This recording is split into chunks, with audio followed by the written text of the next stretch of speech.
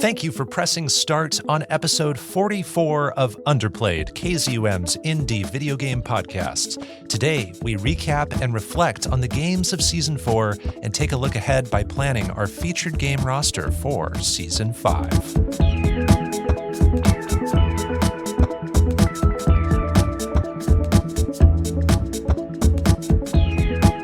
Here on Underplayed, we review indie games of all kinds, the games with small budgets, but big hearts, the lesser-known experiences with imaginative ideas. I'm Bo Po, and joining me is my player two, playing games he wants to review. He's the Indiepedia with physical media. I'm talking about the start pressin', secret game guessin', holding your controller, DiscoCola. What is going on? I am feeling great. I have no references to offer you today, so I get to answer you honestly and openly. I'm so happy to be here. How are you, Bopo? Answering you honestly and openly, I am very excited because this episode is looking back at quite a tremendous season of our podcast. Yeah. Season 4 of Underplayed has been one of my favorites, and we played a wide variety of games. Huge variety. It's time for us to look back at Season 4 after these past 10 episodes, before we look ahead at Season 5 and what we will play for our upcoming season. And man, that's going to be a season. There's going to be some stuff. There's going to be some games to be had in the season. And so how this episode will work is we will have tons of categories where we will look back at all the games. We'll talk about some of our favorites. We'll talk about the scores we gave the games. And then at the end, we will transition to our next section, which is us each picking 5 games to feature for Season 5 of Underplayed. Now, if you're just jumping onto our podcast, maybe this isn't the most ordinary episode for you to listen to. Mm-hmm. I still think it will be interesting for you. But we have a huge backlog of episodes. You can start anywhere. If you like indie games, indie game reviews, maybe start by just looking at our list of episodes, and if a game title catches your eye, like what is Jack Move? Listen to that episode and just go wherever. We don't really mind. Yeah, we do like to say that you can pretty much jump on anywhere. We only have very fleeting references to previous episodes, but maybe the recap and reflection episodes are not the episodes to jump onto. Yeah, sure. So if you want to listen to this, maybe go back to episode 34, which is the first episode of Season 4, and listen to that episode and the next 9 episodes. Then we'll meet you back here.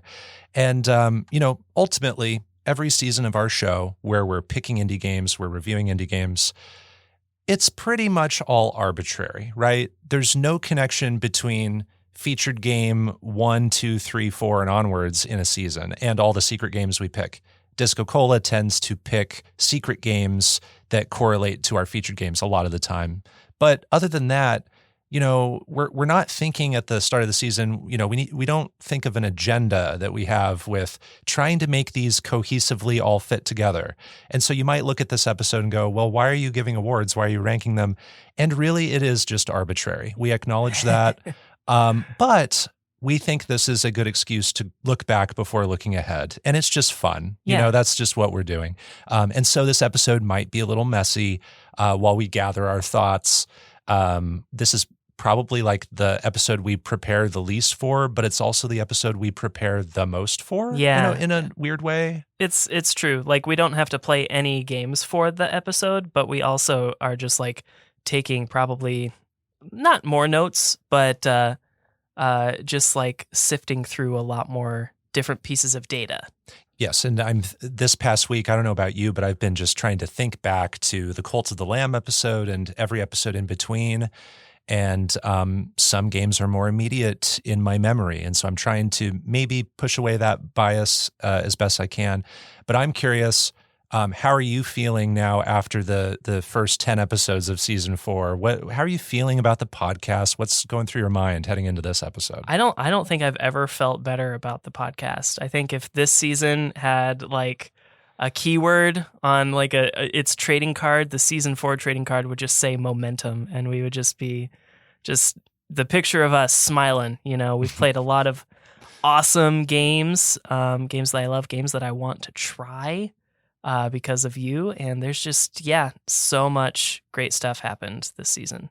Yeah, that feeling is mutual. I agree about the momentum. It's been very energizing to talk about all this stuff with you, but then just beyond that, to get the interaction from other people who happen to be listening. And there are people now sharing the podcast, and we just really appreciate that. Now I'd like to just go to a new section for these season recap and reflection episodes. This is something we probably should have done a while ago, and I'm very happy to do it now, but this is going to be a list of thank yous to people who listen to the show, people we've interacted with, and just people we love. Is that fair to say? Yeah, I think so. So what we'll do is we'll just go back and forth, and I would like to start this thank you section by going to some developers who have interacted with us. So first, I'm going to Adam from SFB Games for listening to our Tangle Tower review, interacting with us on formerly Twitter, and play Tangle Tower. That's the pitch I would give there. We also want to thank Mooch, aka the Mooch, for listening to the Nuts review, and contributing to that game. Play Nuts and listen to Mooch's music at mooch.bandcamp.com. And Mooch is spelled Muuuutsch. In that Nuts review, I wasn't sure how to pronounce Mooch. We got it right, man. And Mooch confirmed to me one-on-one, yes, you got it right. It's Mooch like smooch. Yeah, dude. So love that.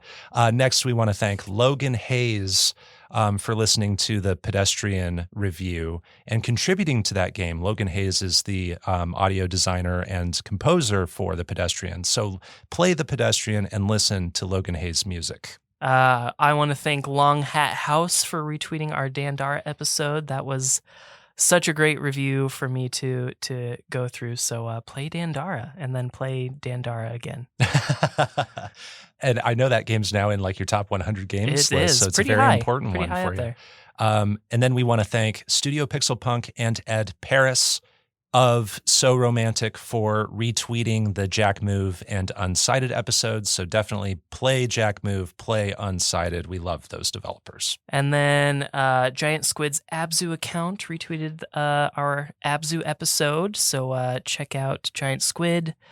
They've also got the Pathless out there. So check out either Abzu or the Pathless. We had thank yous come our way from Launchable Socks and Jamal Green, who provided original music for Toem. We gave them a shout out during the Toem episode, and they were appreciative of that. So thank you, Launchable Socks and Jamal Green, for interacting with us on formerly Twitter and listening to that episode. You can play Toem and hear their music through the Hike Lady in that game. And then we want to thank Giant Bomb and Jeff Grubb for rating the Underplayed Twitch channel after streaming their podcast live on Twitch.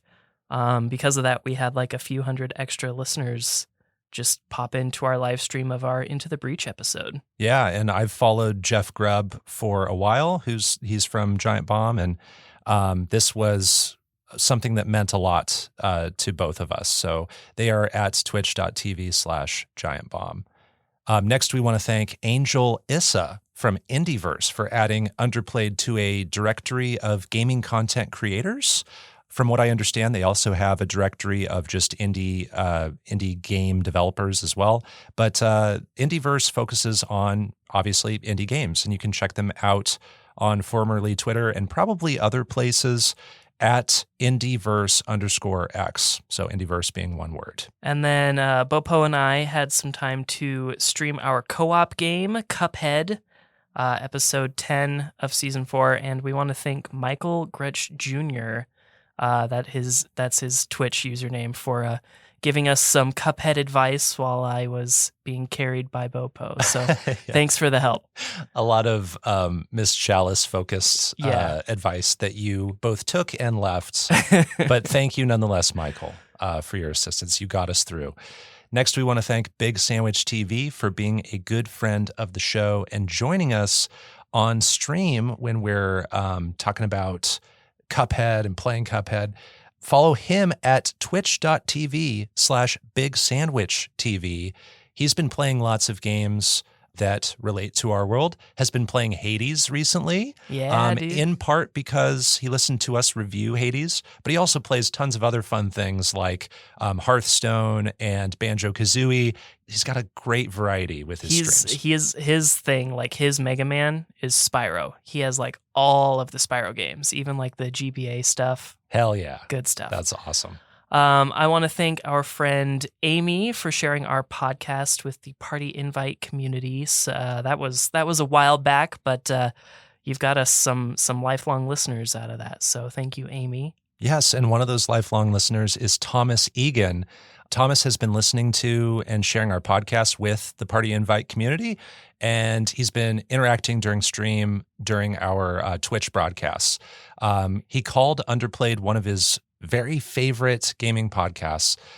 So that just meant a lot to read. Love to hear that. Yes. So check out partyinvite.games if you want to check out the Party Invite community. They do lots of streams. They do lots of podcast content. I think their official podcast is well over 100 episodes now. Let's see. As I'm looking at this, they're on episode 118 and going. And then we want to thank Ray for sharing the podcast. They're figuring out their taste and use Underplayed, in part to look for games that they want to play. And they called us a great team, which we appreciate. And we love whenever we can increase someone's wish list. Yes. Especially if it's by a lot. And Ray was telling me about how they were dropping into some of your personal streams when you were playing some secret games for the podcast, which is awesome. Yeah. So they're seeing like the games firsthand, adding them to the wish lists. So that's really cool. Next, we want to thank Haley for interacting with all our social media accounts, it seems, just having positive vibes, replying to a lot of our posts, and just like the enthusiasm is contagious. So thank you, Haley. That's right. And then we want to thank No Small Games for being our podcast friends. A Specific Egg and Cater Blossom share about our show all the time on their podcast and their social medias and when they stream. And we really appreciate their support. So we really want you to check out No Small Games on all of the podcast services. Bopo and I listen right away when we get to work, on those Thursdays when the new episodes come out. So really love them. Thank you so much for sharing our episodes and bringing in people like Haley and Ray. So yes, it means so much. We love their podcast. No Small Games is an indie recap and review podcast. Every episode they're reviewing a game, and they have a good variety on their show. They bring on guests that I'm inspired by. I'm inspired by A Specific Egg and Cater Blossom, and we appreciate their listenership and their friendship. Really appreciate them. Next, I want to thank our friend Jevin. Jevin's been listening to the podcast and getting his coworkers to listen. In his job, he drives around a lot, and he basically forces his coworkers, from what I understand. He basically ties their hands behind their back, and he forces them to listen to our show or something like that. Makes them play Limbo. Yeah. So, so thank you, Jevin. And then J-Lid recently left us a review on Apple Podcasts, and it was such a kind and heartwarming review. We really appreciate seeing all of those positive words on Apple Podcasts. And if you want to leave a review on Apple Podcasts, we would appreciate that one as well. Yes, if you are listening to Underplayed right now, we thank you so much and we love you. Please consider giving us a follow and a 5-star rating on places like Spotify and Apple Podcasts if you haven't already. It would take just a few seconds, but it would mean so much to us. And finally, we want to thank KZUM, the place where we host this podcast. Without KZUM, I don't think this podcast would be possible. And KZUM has been part of our lives for a long time. Yeah. And so just the ability to have this space, have this equipment, have the support from other podcast partners here is just awesome. Yeah, they're doing a lot of great work. We're a member through the Podcast Partners Program, but their podcasts that they usually host are less focused on art and more focused on really representing underserved communities, and that's really valuable work. And so we appreciate that we get to be among that crowd. So we hope that you can can find something for you and your tastes at kzum.org in addition to indie video game podcasts. I think that was an excellent thank you section. Yeah. Excited to do that again someday. But for now, we will move on to the first official part of this episode. Let's call it part 2, maybe. Part 2. Part 2, which is our season 4 recap and reflection. Do. It seems like we should have some music. Dun, dun, secret games. We're done playing. Season recap reflection. We'll get Jack in here pretty soon and we'll have him improv something on the fly. Yeah, we really should have came prepared. But that's the spirit of this episode. It gets a little messy, people. So our season 4 recap and reflection. First, what we'll do is we'll look at our secret games that we played. Most of this is just giving us the opportunity to name drop all the secret games we played, just to review that. But then we're also talking about the superficial scores we gave to them. And then we can talk about any regrets we have with maybe how we rated the games, just on a scale of 1 to 10 with a 20-point scale. So DiscoCola, can you remind us of your 10 secret games for season 4? Yes, so stick with us, guys. These are a lot of words followed by numbers, but I promise it's worth it, and we just love it so much. Okay, up first, Terra Nil. I gave that a 7.0. On the second episode, I gave Panzer Paladin an 8.5. Vernal Edge got a 9.0. Dandara got a 9.0. Going Under got a 7.5. Runbow got a 6.0. Jack Move got a 9.0. In episode 41, I gave Dark, the Complete Edition, an 8.5. I gave Ika-chan a 6.0. And then Mighty Gunvolt Burst, I gave a 9.0. Here are my 10 secret games from season 4 in order and the ratings. Tangle Tower, I rated a 7.5. Pilgrims, I gave that a 6.5. On the next episode, we had Nuts. I gave that an 8. I gave a 7 to The Pedestrian. And then we had Atomic Run Gun Jump Gun, which I gave an 8.5. Sludge Life was up next with an 8.5. Wide Ocean Big Jacket was the next one with a 7. And then we have The Sexy Brutale, which I gave a 4.5. Falcon Age, which I gave a 5. And finally, Smushy Come Home, I gave that an 8.5. If you take all of our scores and do the averages, it looks like DiscoCola's average rating was a 7.95, whereas mine was a 7.1.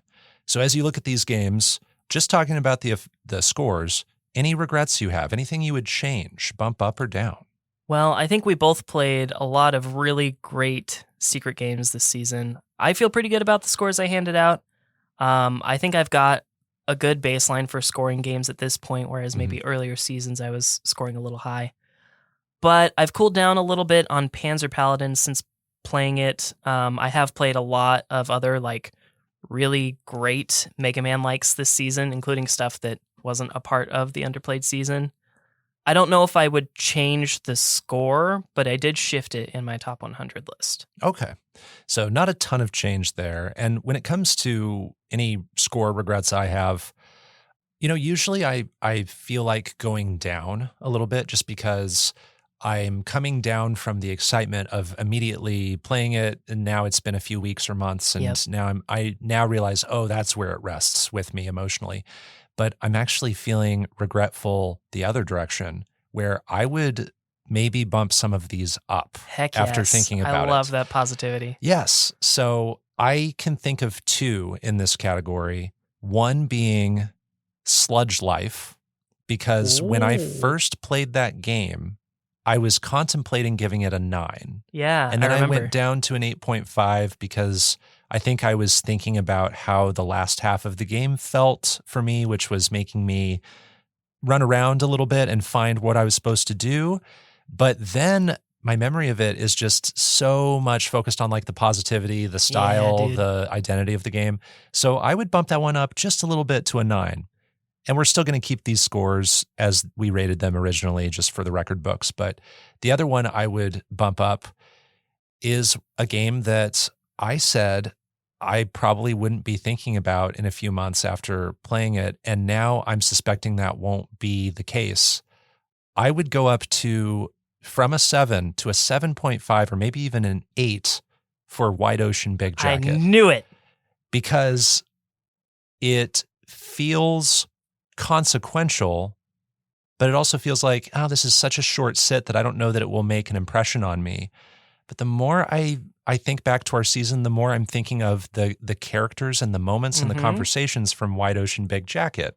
And it didn't have my favorite presentation of text, my favorite presentation of dialogue, but I just long to hang out with these characters more, and I keep thinking about their quirks. Yep. And there's just something very real about these characters. I knew it. I could see it in your face when we recorded the episode. I knew it. So that is probably my big regret of the season. But again, it's just talking about the scores. And now we'll do the same thing for our featured games. We're going to look at our 10 featured games here. We had Cult of the Lamb, which we both rated an 8.5. We had Into the Breach next, which you rated a 3.5. I rated a 7.5. We had Mighty Number 9 on our third episode. You rated it a 6.5. I rated it a 3. We had Super Hot up next, which you gave a 6 and I gave an 8. And then we have the marathon of 8s. We had Abzu next, which we both gave an 8. We had Chicory, A Colorful Tale, which we both gave an 8. We had Unsighted, which I gave an 8 and you gave a 9. So you broke the streak there. I did break the streak. Damn it, DiscoCola. No, it's fine. Get over it. Yeah, it's fine. And also, I did not give an 8 to Unsighted just to keep the streak going. I hope you know that. I did know that. Yes, I did legitimately think that was an 8. The audience might not know that, but I know that. I wanted to say it in that recording, and I'm saying it now. I'm just addressing it at some point. Then we had Limbo, which you gave a 9.5. I gave a 9. Then we had Toem, which you gave a 7.5. I gave a 9. And our last episode was our co-op game of the season, Cuphead, which you gave a 9. I gave a 10 out of 10. So if we do the averages, DiscoCola's average featured game rating was a 7.55. My average rating was a 7.9, which is one of my highest averages, I think. Yeah. But we even had some lower scores in there to bring that average down. But overall, a great selection of games. Any regrets you have about the scores? Yeah. Well, I think this season overall, I think I found the delta that divides our individual tastes probably more than any other season. I think there's a level of story and mental stimulation that you look for that I don't always need, whereas certain kinds of action and character design will carry a lot of weight for me that you don't necessarily need. Totally agree with that. Yeah. So even though I am saying that with like Mighty Number 9 in mind, I would probably still take off another 0.5 for that. I might add another 0.5 to Toem. I played a lot of Cult of the Lamb, so I think I might even boost that one by 0.5. Like I kept going back to that one and playing it. Yeah. And even when I didn't need to, even when I was putting me behind on other games. You did Relics of the Old Faith. Yep. Yeah, and you originally put in more hours into that than I did. Yeah. Yeah. And maybe it's just because I've done some frustrating challenges in the last 2 days, but Cuphead's kind of ticking me off. Oh, so you would go down? I don't know. I'm not gonna answer that right now, but Okay. I am ticked off. Gotcha. But okay. I'll leave it alone for a moment. How about you? As I look at these scores, I don't know. I might go a little bit down on my number 9. You originally thought I was going to score that a 2 or a 2.5.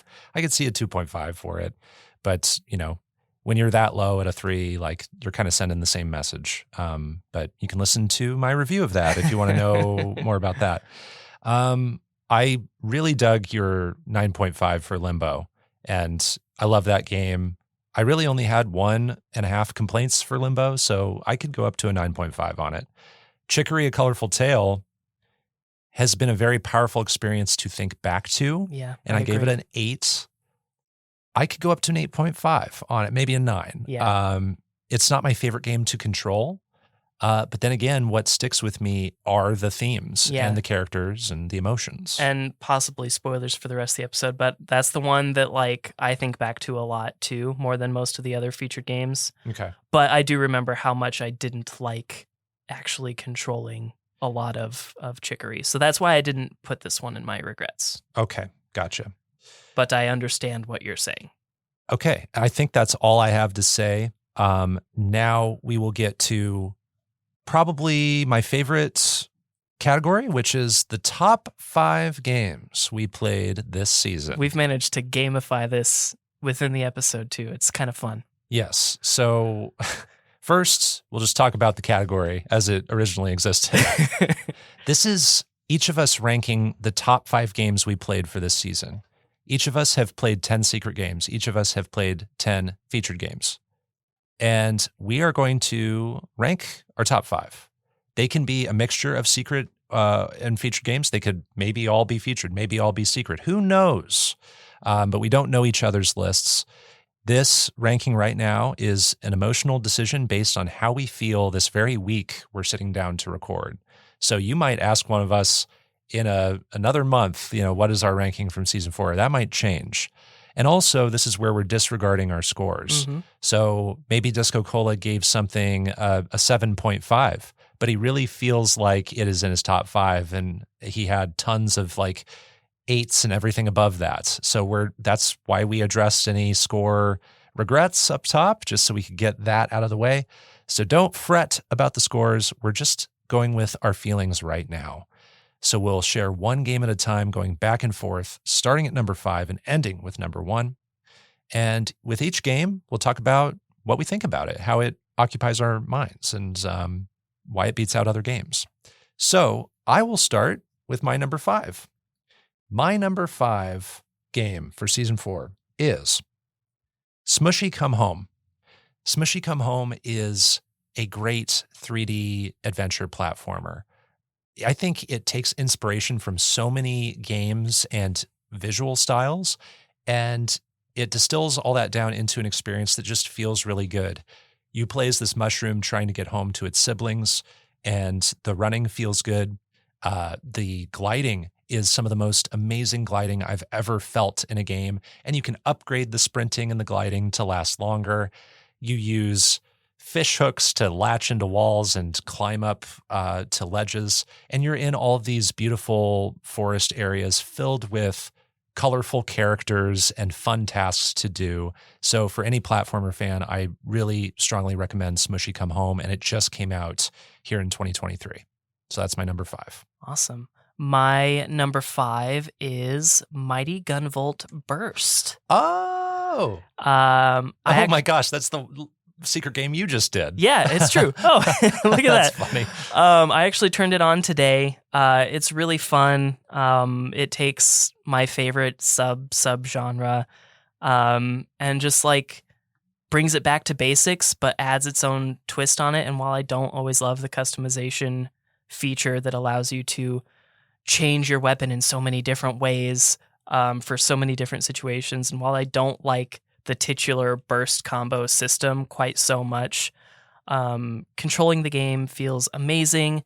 Each character is exactly the same where they need to be the same, and different enough to give them who you might have as your favorite to play as. Mm-hmm. And each character is balanced. So Beck is not better than Ikaro. Gunvolt's not better than Beck. It just feels good to play as each one depending on how you want to play that day. And I've never had a game that encourages me to play more of the game by rewarding me for playing more of the game. And it's just like a snowball effect of just such a great feeling for just going through some levels.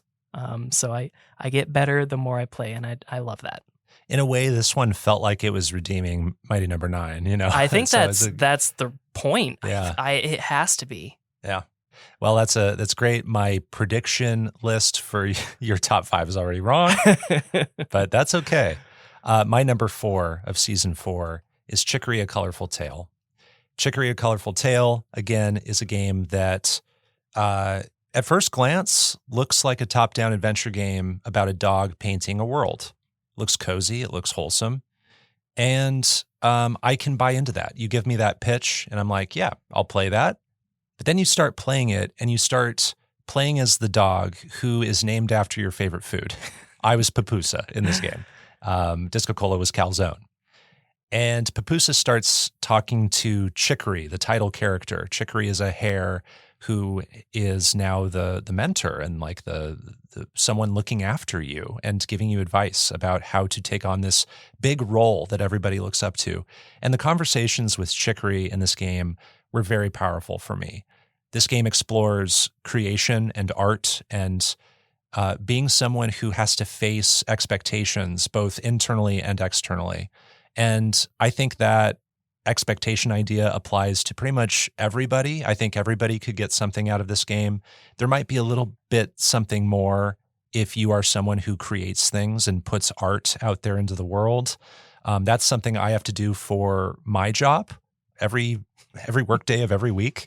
I'm expected to put stuff out into the world and have it be looked at, listened to, interpreted, hopefully enjoyed, judged. And there are lots of conversations about those ideas and how that can wear you down and how it can bring you up when you're feeling low too. And so I just loved all those conversations here in Chicory, A Colorful Tale. I think anybody who loves wholesome, cozy games would love it. But then on top of that, it has characters and themes and moments that are giving me goosebumps this very moment. Like you can see my goosebumps right there. So I hope that's enough to persuade people to maybe try out Chicory, A Colorful Tale if they haven't already. I reflect most of those remarks.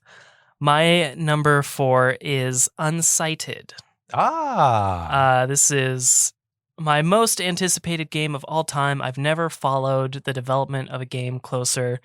And even then, I was visiting Tiana Pixel's Instagram earlier, and there's still so much I missed as far as the development cycle. So I got to see like Raquel's design maybe 3 or 4 designs back, and it's very different. And that game's come a long way.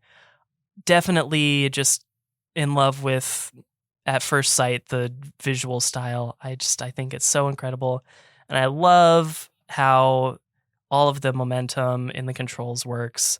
And just like the action is like right at that threshold of like almost too much for me. So I'm it's in my wheelhouse, but barely. So I'm loving Unsighted, and I look forward to playing more of it at a relaxing pace. Yeah, Unsighted gives you a lot to revisit on another playthrough, and I think you can do a more relaxed playthrough on Explorer mode and find all those items, uncover the There's map. Still a lot that I haven't found. I haven't found all the dogs, which I wanted to bring up since I won't get a chance to.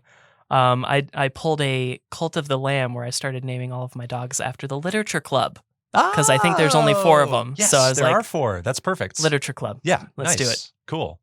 I also, fun fact, I just saw on Instagram, Tiani Pixel said, like, I took a long break from Instagram and now I'd like to return and start posting a lot of things again. So they're posting tons of videos and pictures. You like that's see a some very of that recent low thing. poly stuff. Yes. Yeah, So that's a very so recent development social media wise. And I'm glad we get to get previews of the next project.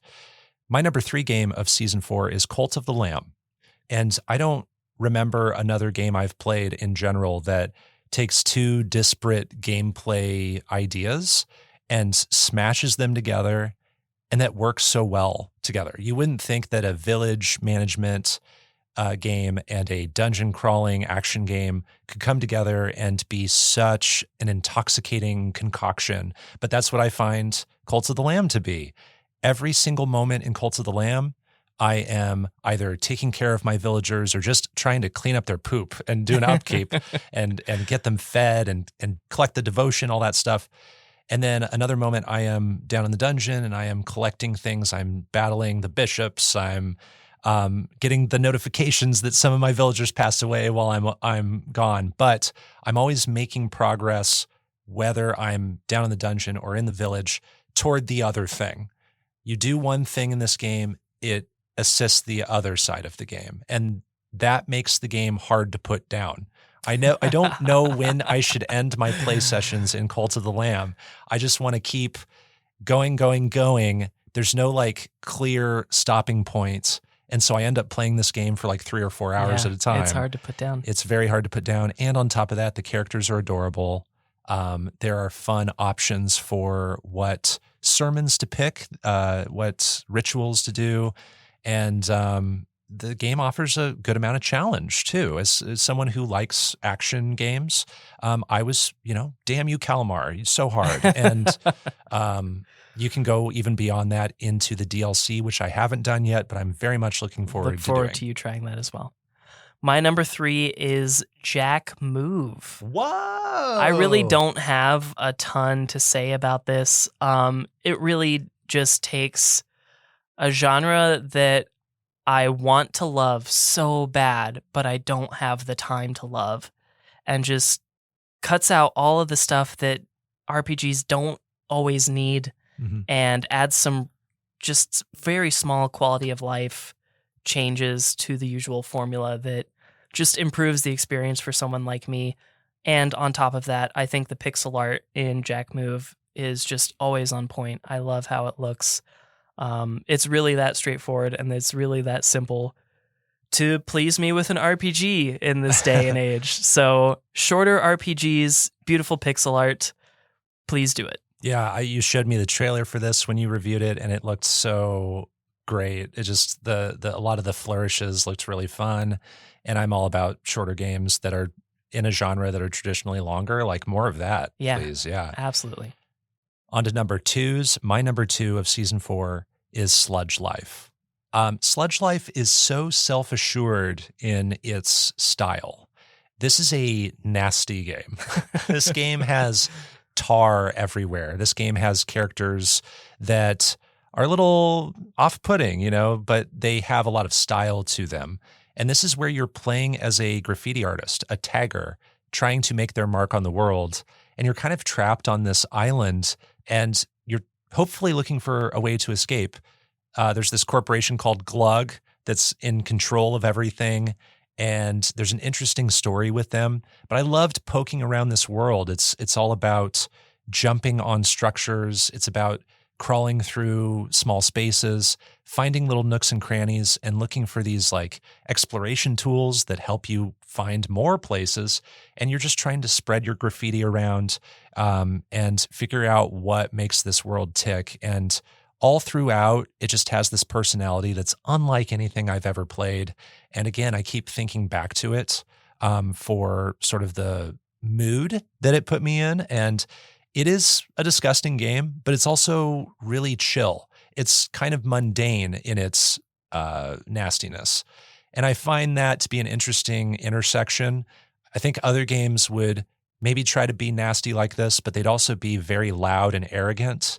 And that's not the kind of feeling that this game gives me. And so it's something I can fall in love with. And I very much look forward to playing the sequel, Sludge Life 2, which, from what I can tell, maybe has a little bit more of an objective that's clear and maybe more of a story surrounding one of the characters' big mud. So that is exciting to me. Yeah. My number 2 is Cult of the Lamb. Hey! I said it already, but I kept going back to this game. It's just such a joy to play. The controls feel smooth pretty much all the time. It has a way of getting you invested in even the cult members that I find the least interesting. And maybe that's just because of the naming mechanic that I chose to use in my approach to this game. Like you said, it's hard to put down because of the way it's designed. And when I want to only focus on my cult, I can do that without too much consequence. I will eventually run out of some of my resources, but for the most part, my cult is largely self-sufficient. Going the other way, not so much. I can't just go on a bunch of dungeon raids, even though I do have essentially like 7 or 8 immortal cult members, but they might still be able to leave. Anyways, all the same, I love Cult of the Lamb. I look forward to playing more of it. I hope that future updates, and there are going to be future updates, I hope that they can refix some of the stuff that got broken on the PS4 version in the most recent update, because they introduced some jank while addressing some of the quality of life stuff. So hopefully they can refix stuff.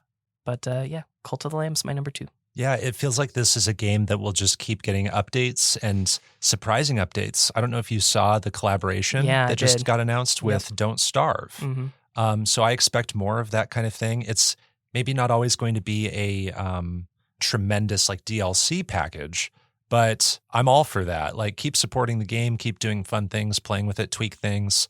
And I'm impressed by a game that can stick in our minds this many weeks and months later. Like it's both in our lists. Like it's at my number 3, your number 2. So that's awesome. And now our number 1s. Who? And you can easily guess mine. It's Yep. the only game I gave a 10 this season. Did it. It is Cuphead. Cuphead is my favorite game of season 4.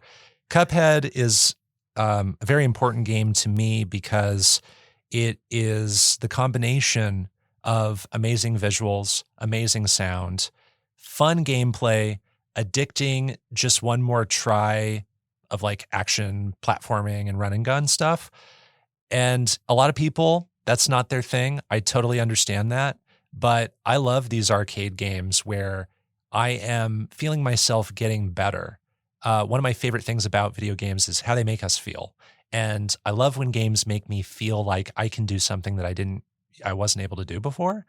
That's Cuphead to a T. Like I can remember back to when I was first on Inkwell Isle 1, when I first played Cuphead, and I couldn't beat Goopy Legrand. And now I can just go into almost any stage and do at least fairly well because I have gotten that practice.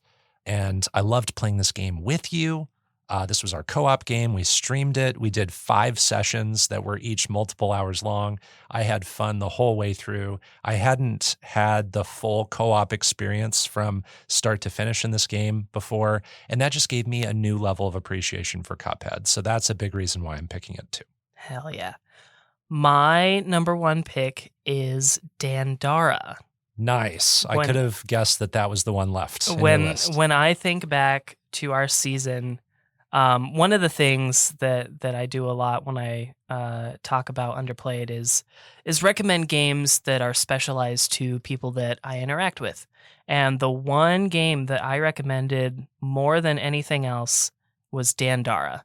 I just think that this is such a creative game with incredible music, incredible pixel art, just a good vibe. It's the most creative Metroidvania game I've ever played. I think it's the most creative Metroidvania game I probably ever will play. Wow. You're going to have to do something really special to unseat Dandara as the most creative Metroidvania I've ever played. But wow. I just think it's such a cool game, and I'm so glad that I finally played it. I still haven't done the Trials of Fear, and I am afeared to do it. But, yeah, because you don't want your feeling for the game to like downgrade. Yeah, from like a hard challenge. Yeah, that can happen. I'm so sometimes. scared. I'm so scared of like finding something that's too hard for me. And there's still a lot that I have to explore in Dandara, but so great. Oh God, so beautiful. Sounds amazing. I just love Dandara. Thank you for sharing that. That's awesome. And now we will go to the sort of meta game that DiscoCola alluded to earlier. This is something that we started, I think, in season 2, like looking back at season 2, and it's just a tradition now.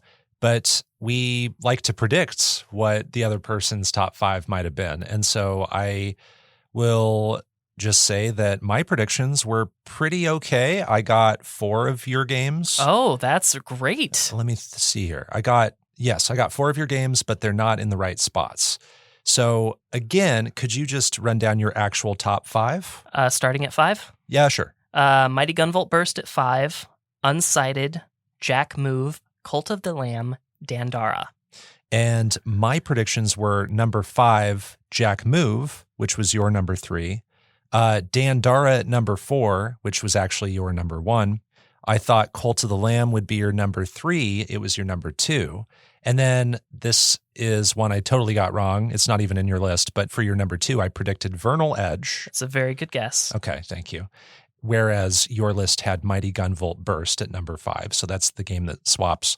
And then I thought your number 1 would be Unsighted. Not necessarily completely because it's your absolute favorite game, but also just because of the importance of the game, the history you had with anticipating it, and then like talking about it on the podcast, I thought maybe that had some sway too. But that ended up being your number 4 in actuality. Yeah, actually, I think Panzer Paladin was the next runner-up, and then Vernal Edge. So Vernal Edge was a good guess. I thought about putting Panzer Paladin in there as well. And then my actual top 5, again, were at number 5, Smushy Come Home. Number 4, Chicory, A Colorful Tale. Number 3, Cult of the Lamb. Number 2, Sludge Life. Number 1, Cuphead. How did you fare with your predictions? Actually, not so great in previous seasons. I do pretty good. Past, yeah. It's you usually like lean heavily on the scores, not probably intentionally, but it's usually pretty easy to guess. Well, like this time, I remembered that like scores aren't always the best predictions, so I left Limbo off your list. Oh yeah, because he gave it a 9.5, but also he tends to highlight lesser known games and leave off games that have more like influence and you know. So how'd you do? So I got 2 of them. Okay. In my number 5 spot, I guessed Nuts, and your real one was Smushy Come Home. Okay. In number 4, I guessed Smushy Come Home. And you actually put Chicory. Number 3, I actually did guess Limbo for you. Ah, yes. And that's where Cult of the Lamb was. Limbo almost made my list. It might be my number 6 or 7. Yeah, I think I left it off because I wanted to highlight some other things. And then number 2, and I felt real strong about this. I thought you really loved Toem, so I guess Toem. Yeah, it would probably be, if Limbo is my number 6, it might be my number 7. Gotcha. Yeah, and then Cuphead was obvious. I knew Cuphead was number 1. All right. Well, you at least got 1 right, and you got Smushy Come Home in there. So that's, not a complete goose egg. Yeah, I'm fine. It's fine. Don't cry. I'll do it later. Okay. Sounds good. Now we move on to jealous games. This is where we look at our secret games. I look at all of DiscoCola's secret games for season 4. He looks at all my secret games. And we each share one game the other person played and reviewed that we ourselves want to play or wish we had picked and that we might play in the very near future. Who knows? So DiscoCola, what's your jealous game? All right. You played a lot of games that I want to play. I actually started a GG app list of games that I want to play because of Bopo. Yeah, and I think there are 6 season 4 games in there. Yeah, exactly. So it's hard for me to predict that. But the one I'm going to mention might not be exactly what you expect. I really, really want to play Tangle Tower. Wow, nice. And I think this goes back to how much I weigh like character design on what, pulls me in. And that's what it's doing here. Like every time I turn on my PlayStation 4 and I see Tangle Tower in my like library, I'm like, oh God, I want some time to play this. I just want to play it. And so it's close between that and Smushy, which I also really want to play. Gotcha. Normally I would love to play a platformer, but I'm really feeling Tangle Tower here. Sometimes you're in the mood for the story and just the great characters. Yeah, Tangle Tower is replete with amazing character designs, amazing animation. The squiggle vision stuff is unparalleled in the game space. Like it is. I love it. I was actually looking at moments from a full playthrough on YouTube just earlier today. I wanted to remind myself of some dialogue moments, and I actually was like laughing at a couple things. So that was great. My jealous game, I feel pretty confident about what it is Dark Complete Edition. Hey, I was right. You got it right. You sold this to me completely, like on a silver platter. Like you opened the lid thing. It was Lloyd's head on a platter. Yeah, and it's still steaming. And the way you described this was just checking all my boxes. It is a puzzle platformer. It is like some games that I already love, like Little Nightmares. Which, by the way, they just announced Little Nightmares 3. Yeah, and where did that come from? I know. I'm so excited for that. And on top of that, cherry on top, it is a game that is short. It seems like my jam. It's something I could easily fit into my schedule and just do. So if I have time and I'm feeling like something with a slightly darker mood, I might put on Dark Complete Edition and just, get that platinum sometime in the next few months. Now we go to underrated games or games they don't get. This is one choice, and having an entry here is optional. And also the way we each interpret this can be a little subjective, but this is where we can each mention a game from our season that is something along the lines of being misunderstood by others who have shared opinions about it. Maybe it has a gamer or critic review score average that we feel is too harsh. Or maybe it's quite literally underplayed and not enough people have played this particular game. So did you have an underrated game for season 4? Yeah, man. I have a few, but of course I'll just pick one. I kind of had to go off like Steam reviews and the number of game owners on like PSN profiles here to make my choice. Okay. And even though I would love to see more people play Vernal Edge, I am actually going to go with Jack Move here. Traditional turn-based RPG fans will probably be bored with Jack Move, but this game does so much for people who want to like RPGs but literally do not have the time for the genre. And I think that's huge. I think that's so big. So Jack Move, I think, is the most underrated game that I played. Okay, and I did have one for this category as well, and my pick is Atomic Run Gun Jump Gun. Oh, interesting. I don't think a lot of people have played this. Like, it only has a couple hundred Steam reviews, and I just have never heard anybody talk about it. But this is a chaotic action game with tons of style. There's this like paranoid craziness in this world. It's a solar system that's collapsing, and people are just losing their minds. And it has crazy character designs. It's a side-scrolling helicopter-like where you're just shooting a gun downwards to lift yourself up. And then also when you're not doing that, you can shoot straight to clear obstacles. And you're just floating up and down in this auto-scroller trying to get through these really microscopic levels. And I find it so addicting. Again, it's like Cuphead, where it is just one more try, but even more bite-sized than those levels. Yeah, it does seem like something that should have like this speedrunner cult following or something. Yeah, I would love to look into speedrunning for this game. Not actually doing it myself, but just see if there are people out there who have done this. I just haven't had the chance. And now, overrated games or games we don't get. So this is the inverse kind of the previous category. So again, having an entry here is optional, and we can interpret this very subjectively, but this is where we can mention a game that is maybe overpraised by others who have shared opinions about it. Maybe it has average review scores we feel are too generous, or we feel like it's overenjoyed by a lot of people and it has like too big of a moment in subpopular culture in a way that is very confusing to us. And so I imagine you have an entry for this, and I think I know what it is. You might not. Interesting. Okay. For me, Super Hot has it here. Oh, okay. What it does, was definitely pretty unique for the time and is definitely a cool concept just overall. But I was over it pretty quick, and I found myself just wanting to get to the end of each level instead of enjoying actually playing it. It definitely seems like something I'd enjoy more as like an audience member to someone maybe more loud and more charismatic. So basically what I'm saying is like, I'd love to see someone like Markiplier play the VR version or something. Yeah. But I don't actually enjoy it myself. You want a humorous like novelty experience of being like an audience member. Yeah. And okay. I think that's what Super Hot probably would do best, in my opinion. Sure. So I totally see that.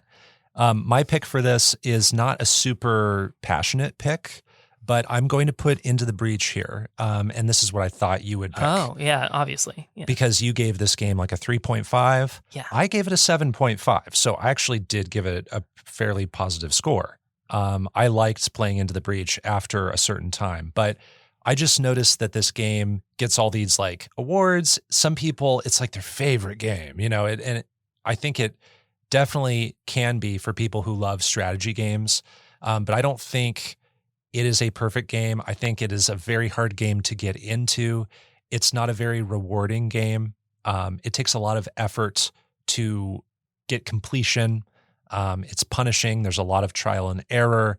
You can invest a lot of time into runs and then lose those runs, and then you haven't really gotten anything out of it other than the experience. And that experience can be very gradual. And so it's a punishing game that I did have fun with, but it just took time to get there. Cool. I appreciate that you said that, and that makes me feel a lot better. Yeah. I didn't like it, but I always was just like, I understand why people do like it. So that is definitely why it wasn't my pick. And now this is another category where we can choose 5 things. These are our biggest surprises. And the way this can be interpreted can, again, be incredibly subjective. But this is from all of our season 4 games. These are qualities about them or moments from them that were unexpected. And they can be negative, they can be neutral, or they can be positive. So I will start with my first surprise. My first surprise was Shimura turning my followers against me in Cult of the Lamb. Yeah. Shimura is the 4th bishop, and there is a moment where you're in Shimura's dungeon, and all of a sudden, some of your followers, some of your cult members from your village start popping up because Shimura has summoned them and they're under Shimura's control. And they're actually aware of what's going on, but they can't control their bodies and they start fighting you. And you must fight them and kill them to proceed. It's a harrowing moment. It's a morbid moment. It's a moment that's unlike anything else in the game. And I didn't think that kind of thing was possible in Cult of the Lamb. Yeah. Good call out. I wonder what happens if you allow yourself to lose that fight. I don't know. It's probably like any other time you lose in a dungeon. Yeah. But are those followers back at camp? I don't know. I didn't try it. I killed them. Even though I didn't like it, I did. But yeah. And DiscoCola, what's your first surprise? This one's pretty obvious. I think the length and scope of Chicory was a huge surprise for me. I said it in the episode. I thought it was just a cozy game. You're a dog named Chicory painting the world. That's only partially true, and there's just so much more. So it was just way longer than I expected, even with How Long to Beat telling me it was long. Yeah. And I wasn't expecting to experience some therapy through gameplay. So I think just getting to the credits took me like 10 or 12 hours or something. Maybe that's a little much, but it was around the 10-hour mark. It took me way longer than that. Oh, it did? Oh, yeah. And then I spent a lot more time doing all the cleanup, and there's a lot in that game. My next surprise is the short length of Pilgrims. Oh. I thought Pilgrims would be short. I didn't know it would be like 40 minutes when all was said and done. And it gets even faster once you know how the game works and you do more playthroughs to try different items on different characters. But there's the moment where you get the bird in the game, which is like the thing you're looking for. Like it is the thing you need to give to a guy in a boat so you can go on to the next place. And I think, this is the end of the first chapter. I'm going on to chapter 2. And I actually didn't know that's when credits roll in Pilgrims. I like short games, but it just feels like it is a transition scene. And it cuts to this wide shot of you're on the boat and then the credits start scrolling. So, I guess just Amanita Designs Pilgrims being that length. Yeah, Machinarium and Creeks, I think, are at minimum an hour, even if you know what you're doing, but probably closer to 2. Yeah, I've put multiple times my playtime into Machinarium, and I have not finished Machinarium. Yeah. So there you go.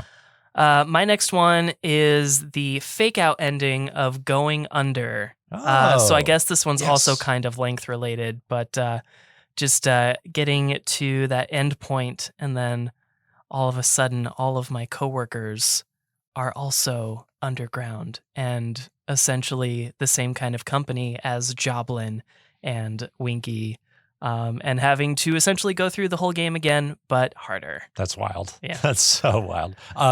Less games can do that. Maybe. I'm sure Going Under pulls it off, but that's something that just the pitch of that does not appeal to me. Yeah, I get that. What's your next one, bud? My next one is Chapter 8 of The Pedestrian and what it does and what it is. This was one of my secret games. I said in my review, I will mention this for my surprises of the season. Here we are. It has remained in this list the whole season since I played it. Chapter 8 of The Pedestrian hides a brilliant surprise for what it has you do and what it shows you. I think in execution, it's not very strong. I had some confusion about what was supposed to happen. And it also kind of cobbles together a story while all of this is going on way too late. Before that, the previous 7 chapters, there hasn't really been a ton of narrative. And so it feels like this really hard swerve into this new idea for the game. But if I just look at the moment it starts happening and I think of the idea of what it's going for, I really admire the swing they took. And my jaw dropped when the moment happened. And this is the moment where I'm going to mention, without telling you again, like what this chapter does, I'm going to tell you about 2 games that this reminds me of. This is one game that we have reviewed in the past that this chapter reminded me of. And it's a game we haven't played yet, but it is on our featured games list of potential future featured games. So the game it reminds me of from our past is Maquette. Okay. And the game from our future it reminds me of is The Witness. Oh, okay. And I'm not going to elaborate beyond that. But that was kind of the surprise I wanted to keep for this episode. I remember that. So I'll just keep it vague, keep it at that, play the pedestrian, see what I'm talking about. All right. My next surprise was, and I've already said it like 2 or 3 times in this episode, the length and quality of life stuff in Jack Move and how it improves on a genre that is very daunting and I never even get off the ground with. So just more of that. You know, I look at how long to beat for all of our games before we even start the season, and Jack Move was really short, and I was like, bet it's not. And I played it, and it was. It was, yeah. That was a surprise to me in the moment you were reviewing it.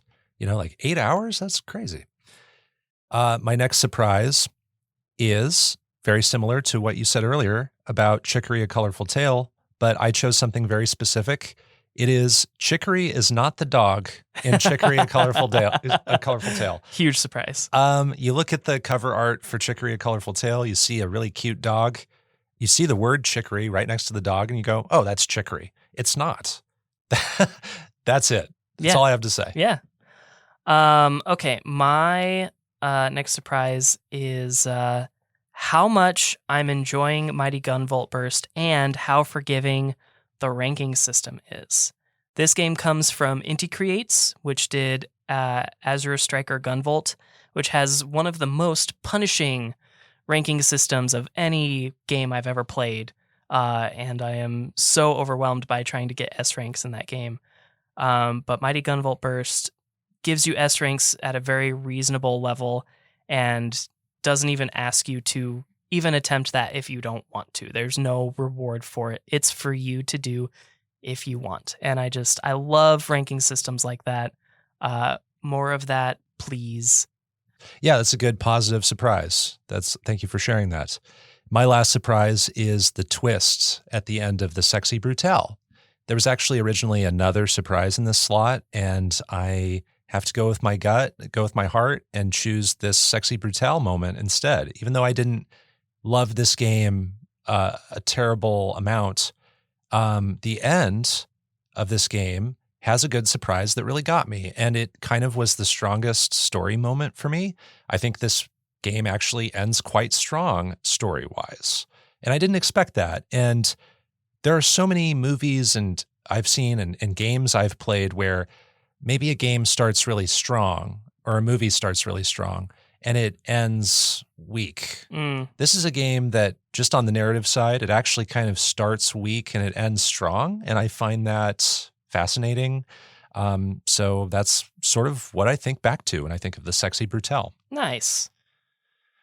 Now we will go to our favorite moments. Did you have 5 for favorite moments listed? I do, yes. You do. Okay, so these are selecting from all the games we played, a few moments that were our favorites. So this could be about a story moment. This could be a combat encounter or overcoming a challenge, anything that has to do with playing these games.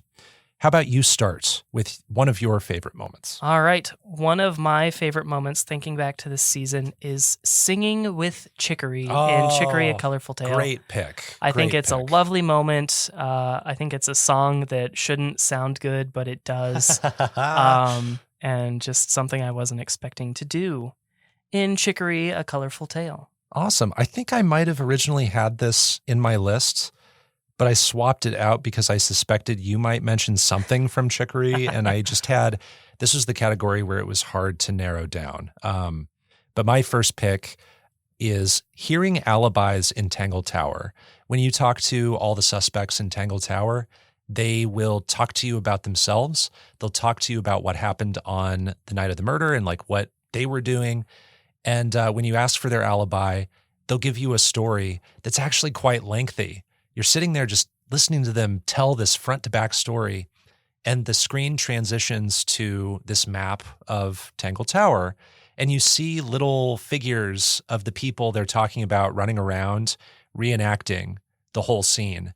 And it is comments like, I started to ascend the tower, and then so-and-so, I met eyes with so-and-so, and they told me, oh, I have to go do this. And then they left, and then someone else came along and told me this. And so you're trying to like absorb all the information. You're paying attention to their stories, comparing evidence while you're listening to the stories. So it's just a really awesome presentation of that kind of story within this game that's about listening to people. Awesome. I'm looking forward to that. One of my other favorite moments was getting the no damage fight with Calamar in Cult of the Lamb. I hated trying that so much, and to finally just not have to worry about it ever again. It's the relief of it being done, not necessarily like the whole process of doing it. Right. I totally get that. Yeah. But at the same time, like building up hundreds of percentage in my extra attack power is cool. It is cool. Yeah. But it is also like I'm walking on eggshells, the whole time just trying to get there. Yeah. I was my palms were sweaty. Yeah. Mom's spaghetti. What's another moment you loved? Playing as the flame behemoths in Into the Breach. Playing as the flame behemoths in Into the Breach basically is what elevated this game, because this team is so dynamic and interesting and fun. It's a team that's all about lighting the map on fire. And sometimes you have a dozen or more tiles on fire, and any Vec that spawn are going to spawn into those fire tiles, and then they're just automatically on fire. But then you do bonus damage to Vec that are on fire. So it's like this multiplying effect. And then you have this science mech called the swap mech that lets you trade places with an enemy up to 4 tiles away. So it's almost like playing with them is like enabling easy mode, aside from like the difficulty settings of the game, because they just feel a little overpowered. But I kind of don't care because this game's hard.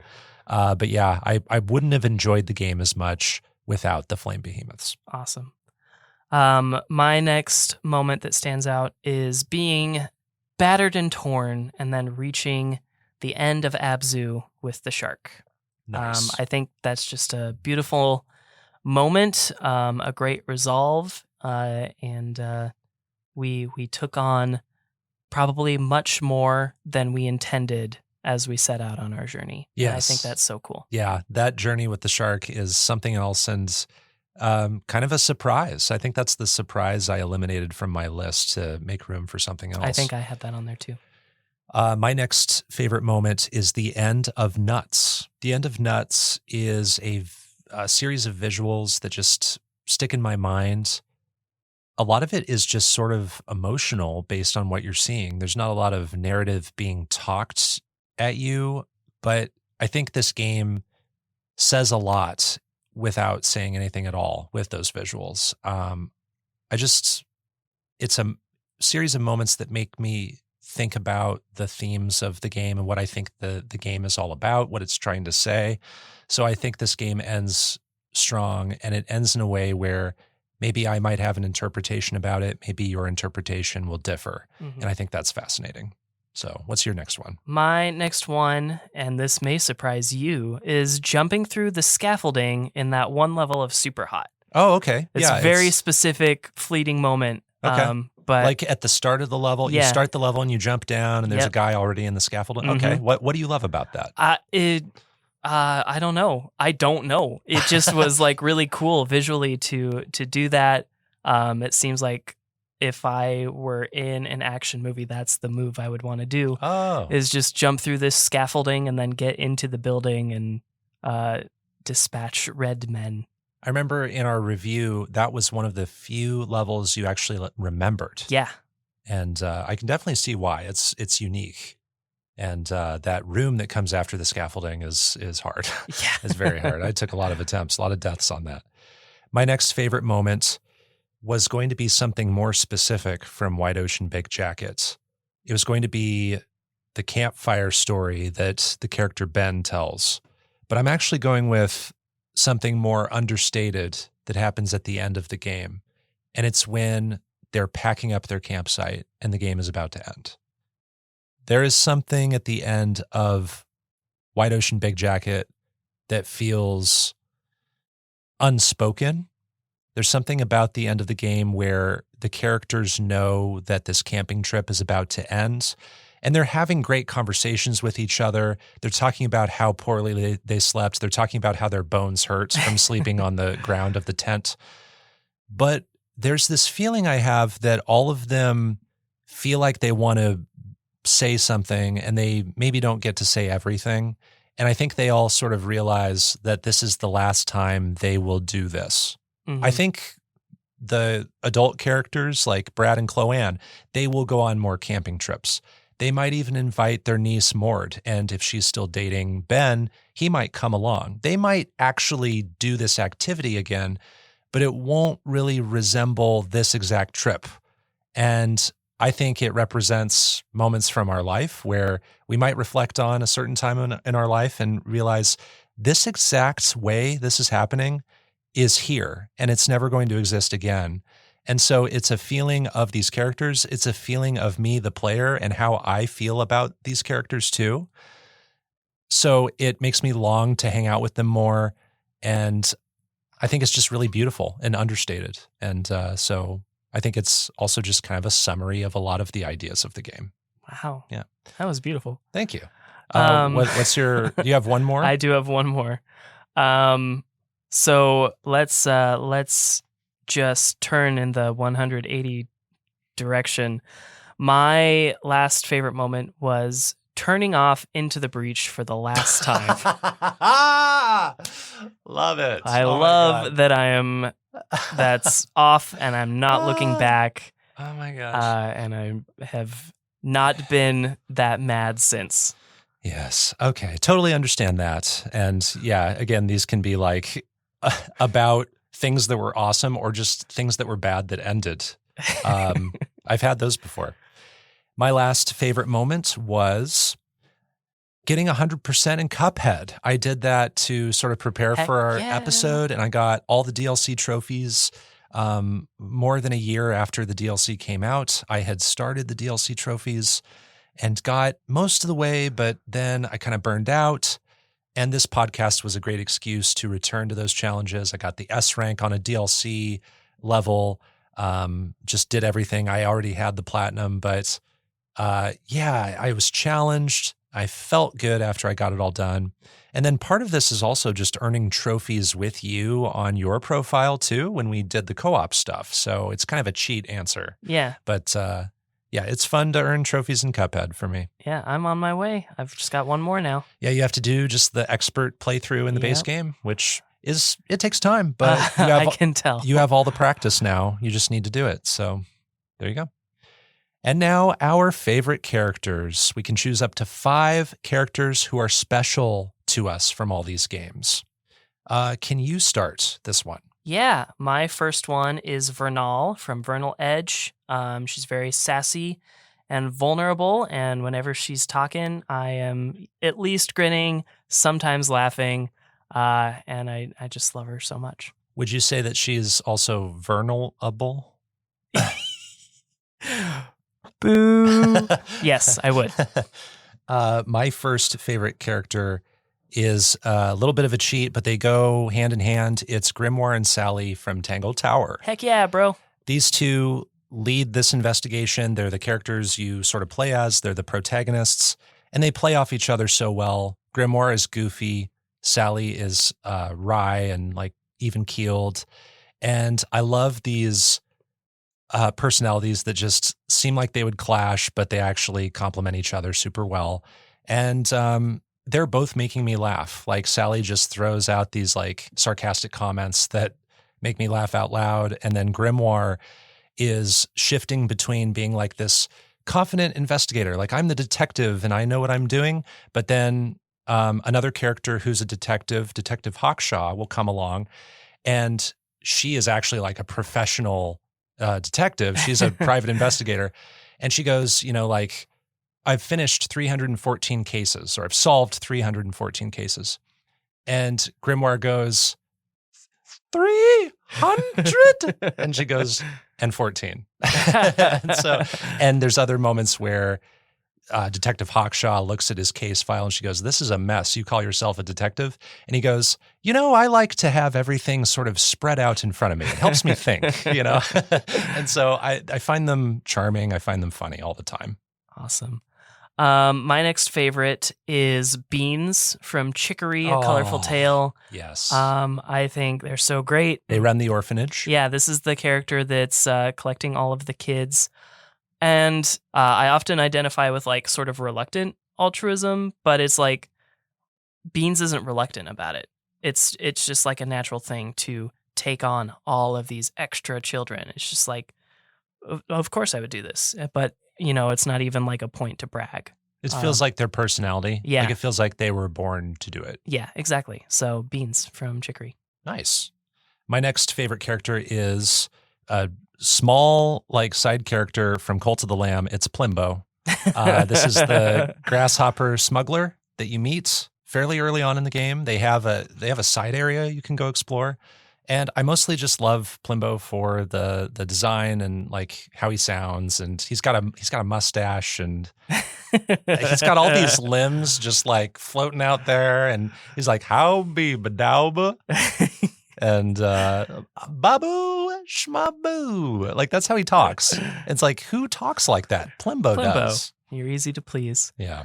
My next favorite is Peppermint from Chicory, A Colorful Tale. Nice. Double dipping. I can appreciate it. I just think Peppermint's so cute. They love us so much, and we just don't necessarily love ourselves. So it's refreshing to have someone that looks up to you. Yeah, it adds to this theme that everybody sees you in a different light and through a different lens. And even though you might think poorly about yourself, that's not necessarily how the world sees you. So that's great. A great reminder in that character.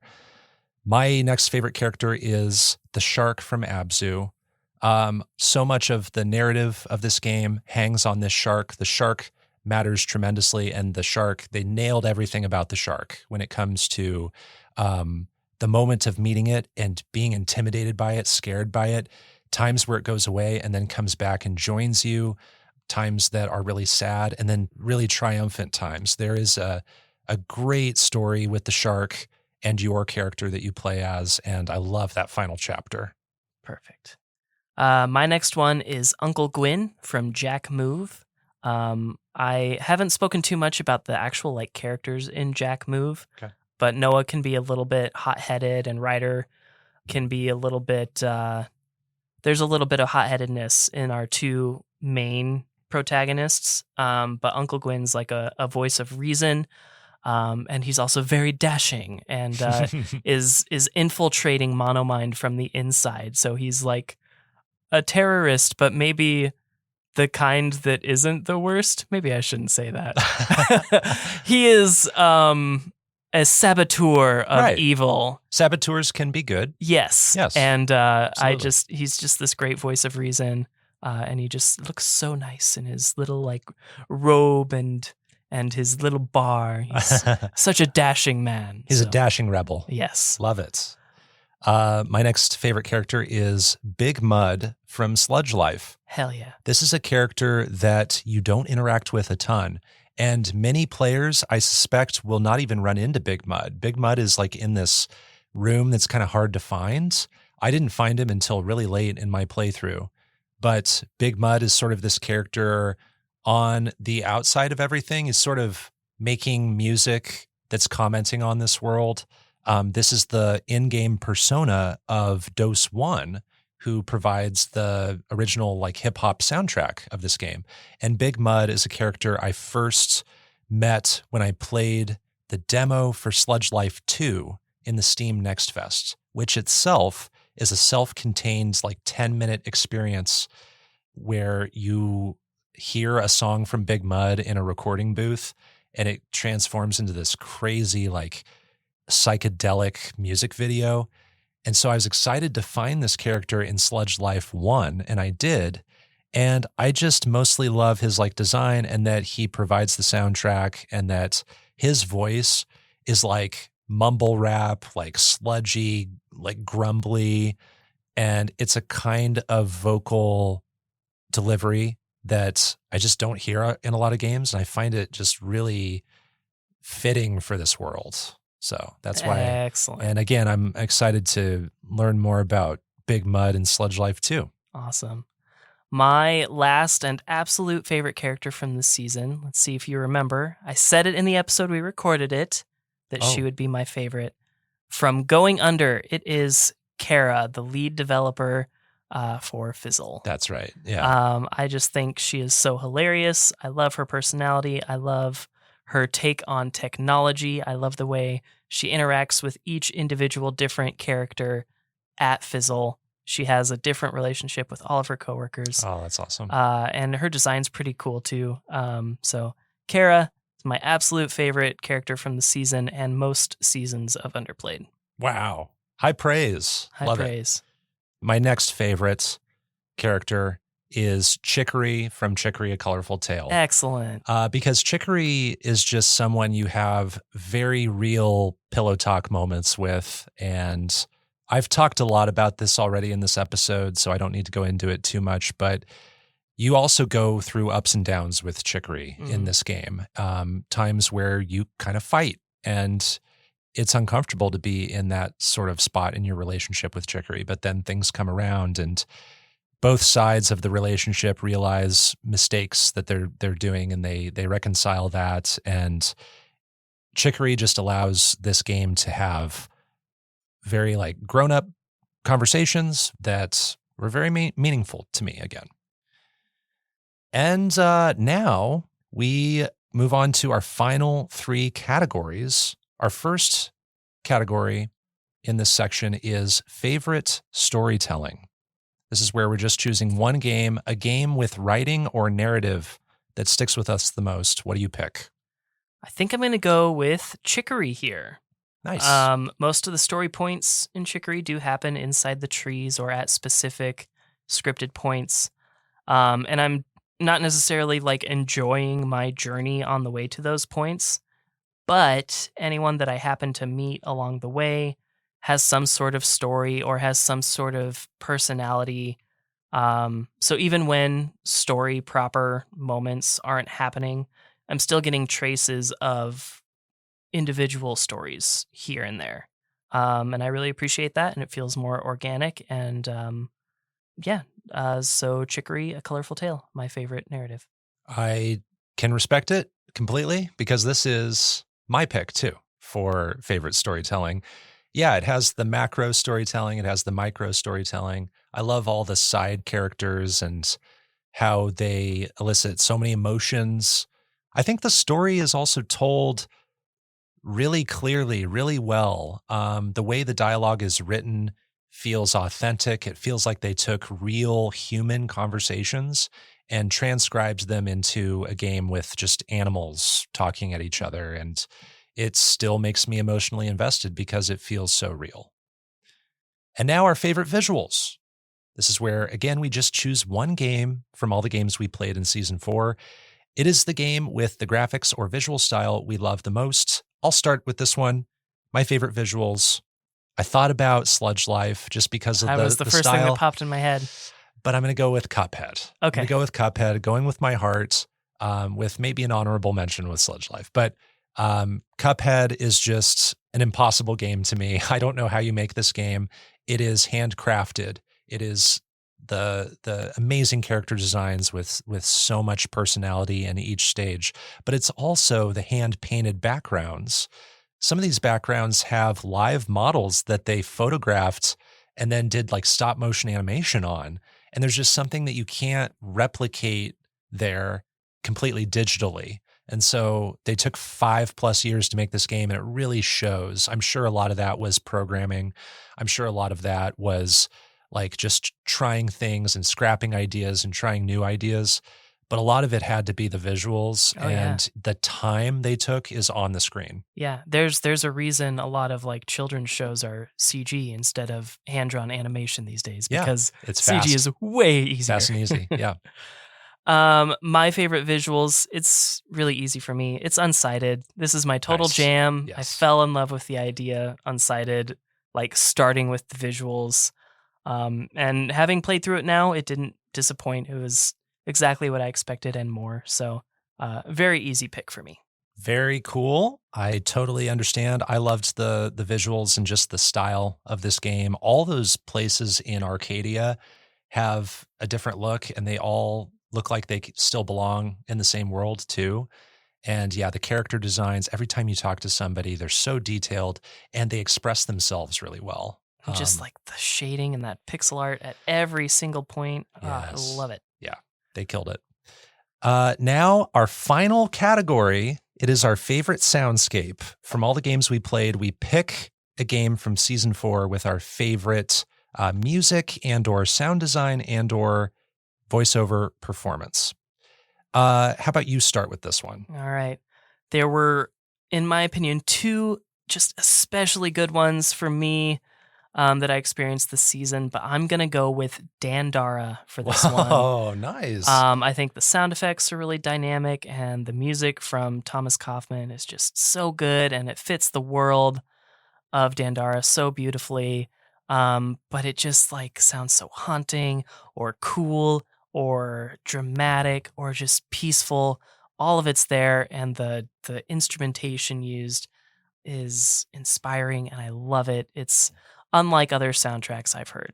And it seemed like it was very much like inspired culturally by the area of the world it was made in, right? Potentially, I don't know that. Maybe a suspicion, but it was certainly unlike other soundscapes you've heard in games, which is makes it a great front runner for this category. My pick for favorite soundscape,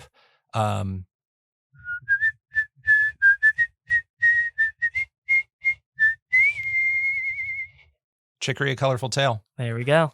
Lena Raine has insane range on this soundtrack. And I'm just so impressed that this soundtrack, I think it's multiple hours long, like front to back, if you take all the tracks together. Yeah. And there are tracks that I don't jive with as much. But that's because this soundtrack explores so many emotions and so many different kinds of action or relaxation. The boss fights are like chaotic and crazy and sound like they're from something like Unsighted, you know? But then there's really peaceful ambient music and everything in between, and it's all beautifully done. So that's why Chicory: A Colorful Tale has my favorite soundscape of Season 4. So that is our reflection and recap of Season 4. Those are all our categories. DiscoCola, thank you so much for this experience of doing this with me, of playing all these games, of putting up with all this time commitment. I know you had fun. I know it was also work. So thank you so much for everything. My absolute pleasure, my player one. And thank you for everything that you do, both in front of the mic and when I'm not around. It's probably just as much work for you, probably more, in fact. So I am grateful to you. And now we will move on to the next part of this episode, which is planning Season 5 and picking our roster of featured games. So there are a couple ground rules to cover here. First is we have a master list of featured games that we can pick from, and we have to pick 10 featured games. I have picked 5 secretly. You know, you've picked 5 secretly. I don't know what you've picked. You don't know what I've picked. And we're going to go back and forth sharing a game one at a time. So every season we have to get a co-op game in there. and we kind of take turns picking the co-op game. And last season, for season 4, it was Cuphead was sort of your pick. Yep. So it's my turn to pick. So I guess I will pick co-op games for odd-numbered seasons. That's just the rule we'll do there. I'm down with it. And I will probably share that game last in my 5 picks. Okay. Also, just to help guide my picks, this is not something DiscoCola has to do, but each season I want to try to pick some categories that help guide my decisions. I have first draft picks, second draft picks, and third draft picks for each of these 5 categories. So I'll share one of those at a time. DiscoCola, what am I forgetting?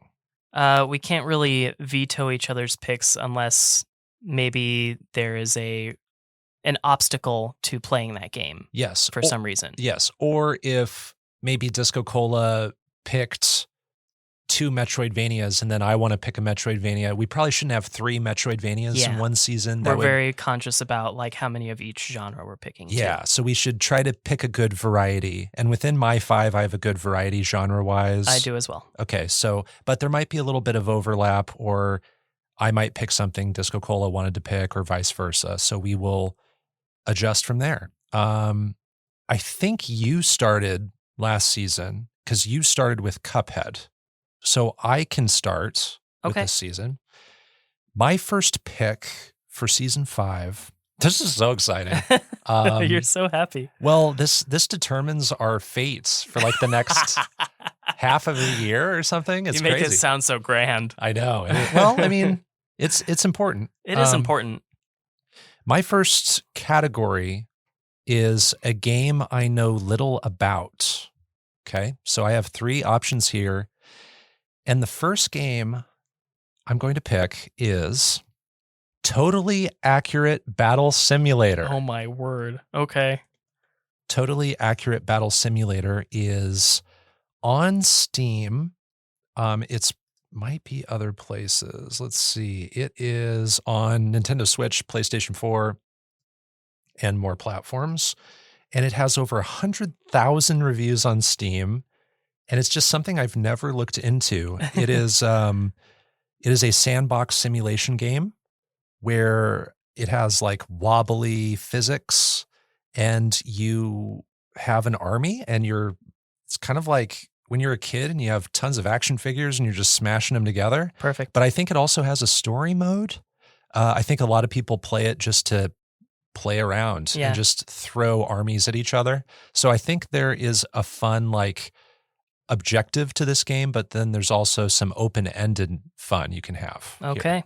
So I think this was in our simulation category. Okay. It's in the title. So there you go. That's my first pick. All right. I'm going to go with one that's a little bit less exciting because it's a bit of a given that we're going to play this. Every year during Halloween time, we do play a spooky game, and that game has been picked for the year. Yeah, we pick that a year in advance, and I managed to get an indie game on the docket for our spooky game fest. So Soma is one of my picks. We'll use that as a featured game. Sweet. In season 5. So we're gonna play a spoopy game. That's awesome. And thank you for using one of your 5 to pick the game that we will just naturally play.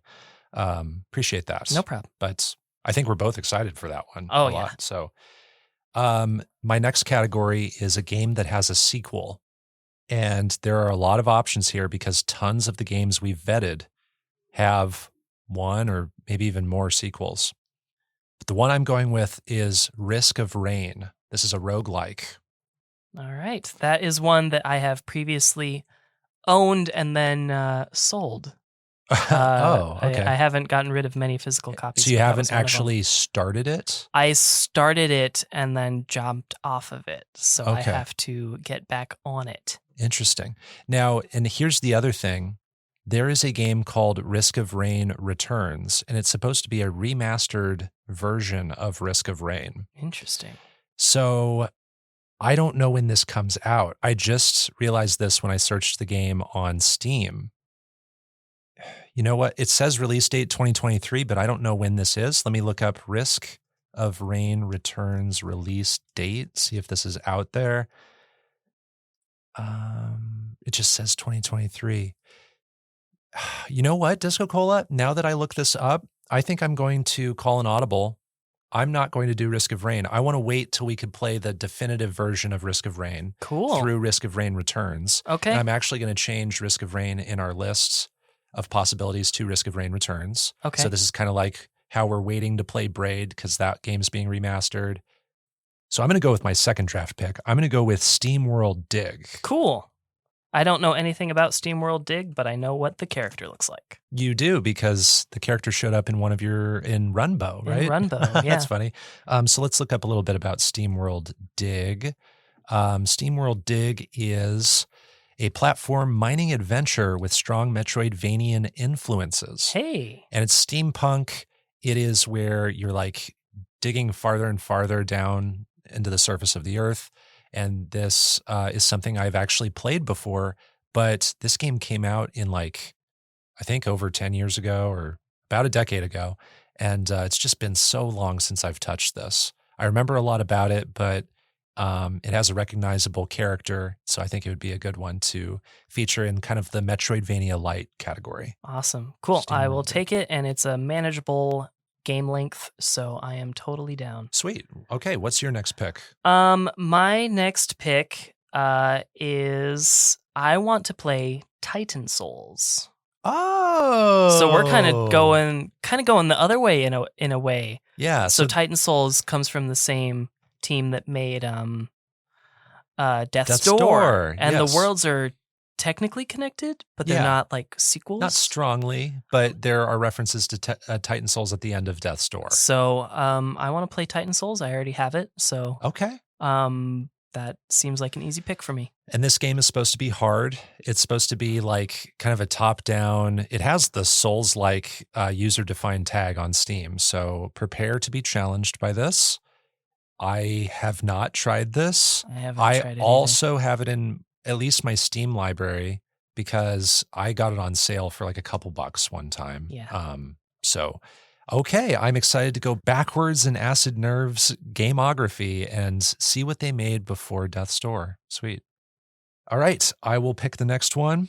My next category is a game that's a remaster, remake, or definitive edition. Okay. There aren't as many of these. Yeah, we don't have too many left.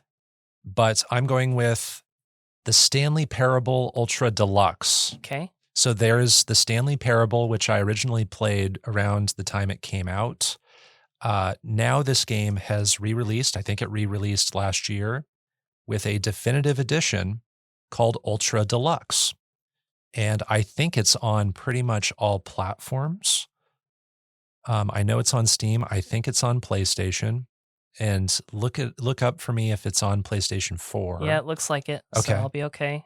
This is an enigmatic, bizarre comedy game with really weird achievements, kind of a meta narrative. It is a game that like first came out in 2013. So this game's been around for a while, but this remake, I hope, introduces some fun things too. Cool. All right. I've been interested in that. I think I've seen a little bit of gameplay of that, so I am down for that. Next, what do I want? I'm going to go with like my long pick for the season, and Okay. it's not even that long. I want to go with A Space for the Unbound. Okay. I've been interested in it. I think this one's still pretty new, but I feel like it's a moment that I want in on. Okay. Yeah, I totally get that. Like this game came out in early 2023. I thought it was a short game. How long is this game? It's over 10 hours, so it's still Oh, not okay. like crazy long, but potentially long for me and my life. I would like to read the synopsis on the Steam storefront for this one because Okay. I think it's interesting. Quote, a magical adventure about two high school sweethearts set at the end of their school days and the end of the world. Explore a crumbling town and help friends face their inner demons, which could be the key to stopping reality itself disintegrating. And don't forget to pet the cats, end quote. Oh, has- I can pet cats. You can pet cats. Ha! So that's an immediate buy-in for me. Oh, in the trailer, you see tons of cats. That's funny. They're like surrounded by them. And just the first few sentences of that store description remind me of Goodbye Volcano High. Yeah, which that's is a what that's what I game thought about which is too. a game that just came out. Like, I just played that demo for Steam Next Fest, and it is very much about high schoolers at the end of their school days, but also the end of the world's about to happen. I think this game looks a lot different, though. It's got like side-scrolling pixel art. Excited to play a story-rich game with you. That's fun. Awesome. There's great variety already. Love it. All right. I think I'm about to pick my second to last pick. And this category is a category I'm carrying over from last season, and it's just a game I really want to play. My version of this for season 4 was Toem. The one I'm picking for season 5, to help offset A Space for the Unbound, a brief experience. Okay. And it's in the name. Okay. It is A Short Hike. Oh, heck yes. So this is one I also really wanted to play for this season, but left off my list because I'm thinking about a couple of other things that we're going to add in season 5. So it didn't feel right for that. Yeah. Okay, sweet. And yeah, it was hard to pick a game I just really want to play, but A Short Hike is one of my biggest list of shame indie games. Mm-hmm. It's the game I keep hearing everybody talk about as just a necessary indie game, even for people who don't play tons of indie games. So I got to play this. You got to play this. It is inexpensive. I already have it. Okay. Yeah. So. It's got like voxel graphics, like low poly graphics. Yeah. It just looks amazing. Yeah. Whenever I'm creating indie game music playlists for the radio show, A Short Hike is always recommended. Okay. So yeah, I haven't even listened to it. So I haven't listened to it much. Okay. I've only played, I think, 2 songs. So sweet. Okay. What is your second to last pick? Okay. So for my second to last one, we are looking at playing with guests next season. We're looking into it. Yes. So I'm picking this with someone in mind to try and like persuade them, bring them in to something a little bit more approachable and in their alley. I've got 2 options here. I'm gonna go with Donut County. Donut County for this guest? Yeah. I like that pick. Because the soundtrack on that is incredible. Yeah. And I want to really like lean on sound design. They can like talk about that. And it's a kind of soundtrack that fits their personality and what they make. Think so. Yeah. Yeah, the person we're looking at bringing on is someone who's involved with music. Yeah. I think if we're going to play Donut County for Underplayed, we should play it with a guest who has fresh eyes on it. Okay. And that, I think, will make a more interesting episode. Okay. My last pick is going to be our co-op game for season 5. Yes. We have tons of options here, and I'm going with a co-op game that is very different in style to Cuphead. It is a game that requires communication and playing different roles. So it's kind of like It Takes Two, but it's a different perspective and it's a different setting. I'm going with Operation Tango. Oh. Have you looked into Operation Tango? No, I don't even remember that this is on the list. It is. Wow. Okay. One thing that kind of catapulted it onto the list was when it became a PlayStation Plus monthly game. Tons of people played this at that time. And that's when I first looked into it. And when I suggested it, I think you immediately approved it. But this is a game we can play online. We don't have to be in the same room. Lots of people play this in online situations. And this is where one person is an agent and one person's a hacker. And so it's kind of like in a heist where someone's like on location, like trying to break in, and then there's someone helping them in a van outside. It's kind of like that vibe. And so you will see certain things I don't, and vice versa. And we have to tell each other information to proceed in this game. Rad. I also think it is relatively short. Yes. Even the completionist rating on how long to beat is only 7 hours. Okay, so it is manageable. And I think it's that great balance of like maybe challenging co-op experience, but it's also something we can easily complete for a season. Cool. So Operation Tango. All right. My last pick is Sifu. Dude, seriously? Yeah. Nice. Yeah. What are your thoughts about Sifu? Like, why did you pick it? to coincide with another potential guest. Oh, okay. So- And I'm thinking about that guest, and I totally get it. Yep. Sweet. Dude, I've been wanting to play Sifu since it came out. I know, and I thought you might pick it, so that's why I saved it for last. Gotcha. Okay. Yeah. And I was kind of close to picking it last season because it was in that category of just something I really want to play. Yeah. And it wasn't in that category this time. That feeling changes over time, Yeah. but still excited to play this beat 'em up. It is a third-person action game where it is very much focused on martial arts. And every time you lose all your health or you go down, your character ages. And then I think that gives you like slightly different gameplay. Oh, weird. And so you start at a very young age, and then eventually you're in your 50s and 60s. And it's just a mechanic I haven't seen in another game. And it looks like no other game in our list this season for season 5. Oh, yeah. So, I think this one stands out for sure. okay. Okay. Cool. So now we got to order it. Yeah, now we got to look at order. I need to pull open the calendar and sort of see where we need to start recording versus October. Oh, yes. Because That'll inform where Soma goes, and then we can Yeah. reverse engineer. I think it is probably just safe to do later season, but I can. Yeah, like we've done Amnesia. That was a past Halloween game. We did that. Right. But I for, do like, kind episode of remember that we played Amnesia super early. quite a bit before we actually recorded. So let me Yeah. see. And we ended up recording out of order.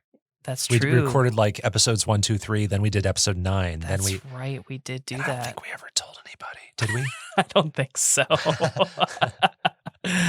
It's a our secret. It's our little secret that's now public. Let's just put it at 7. 7, Yeah. 6, 7. 7. I think that would be safe. Okay. Do you want to start with a longer game to start the season? We could. So that would be the longest one, I think, is A Space for the Unbound, right? Yeah. Another thought is not to diss any of the games in the list, but it's always really good to like start with an extra notable game at the start of the season, Right. And maybe end on an extra notable game. And looking at this list, I'm not sure what that would be. Stanley Parable is pretty popular. Stanley Parable? Yeah. We could do that. You say A Short Hike's pretty popular. It is. We could do that too. Short Hike would be a strong closer maybe too, because it's, well, I don't know. Do you want to It's close with co-op again? We could close with co-op, Operation Tango at the end. I was also thinking co-op doesn't have to be the end. Okay. I guess we did kind of do Cuphead because we weren't sure how long that was going to take us. And it was significant. I don't need Operation Tango to be last. Okay. But let's do Stanley Parable first, at least for now. Okay. And then I'm going to put Totally Accurate Battle Simulator just arbitrarily at the number 5 spot. Yeah. And then Short Hike, I'm going to arbitrarily put at the number 2 spots. But that can change later. Right. Okay. So we know Soma's at 7. We know Stanley Parable's at 1. Yep. Okay. So we're looking at potentially guests. How do we want to try and do that? We could spread them out fairly well, where if we want a guest for, what was it, Donut County? Yeah. And a guest for Sifu, we could put Donut County. I'd rather put Donut County earlier in the season, just because Sifu's a little bit longer. Okay. I don't think I want Donut County next to A Short Hike, so maybe we could put Donut County at the number 2 spot. Okay. I'm cool with that. It's a bit goofy. Is it 2 goofy ones in a row? Is that too much? That's what I'm looking out for. And also just kind of gentler, cozy games. I want to spread those out. Okay. So maybe, how about this? What if we put Titan Souls at 2? Titan Souls at 2? And then Donut County at 3. I like that. I actually had thought about Titan Souls being earlier. Sounds good. Cool. Titan Souls, Steam World Dig in the number 4 spot arbitrarily, and then Donut County at number 3.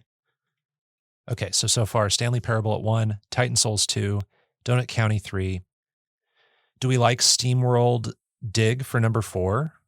Yeah, I think that works for me. And then Totally Accurate Battle Simulator at 5. I think that'd be okay. And then Space for the Unbound.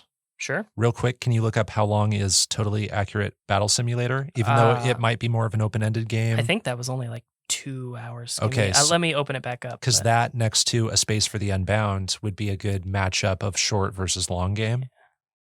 Battle Simulator. Oh, it's like 8 for the main story. Okay. So we have like an 8-hour and a 10-hour back-to-back? Yeah. I mean, we can do it. It's not terribly long. Do you want to put a little more separation? Do you want to change Space for the Unbound? We could put that later. Yeah, we could put that later. We could put Short Hike after Totally Accurate. Sure. And honestly, before you type that up, maybe just Operation Tango at 8. Okay. And then Space for the Unbound at 9. And then Sifu at 10. I think Sifu at 10 would be great. Cool. Personally.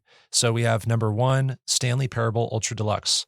Second game will be Titan Souls. Then Donut County, SteamWorld Dig, Totally Accurate Battle Simulator, A Short Hike, Soma, Operation Tango, A Space for the Unbound, and Sifu. Cool. Yeah. There's great variety, like game to game. There aren't 2 games next to each other that are too similar. I agree. We have a mixture of difficult games, cozy games, gentle games, long games, short games, novelty games, weird games. Yeah.